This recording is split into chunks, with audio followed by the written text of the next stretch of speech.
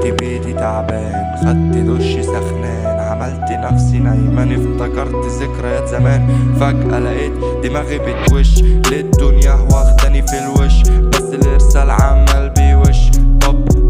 طب اعمل ايه؟ رجعت لربي من تاني، خدت بالي من حياتي، بطلت اكون فلاتي، حلفت ما ادخل السكة تاني، عشان اللي بيروح ما بيرجعش.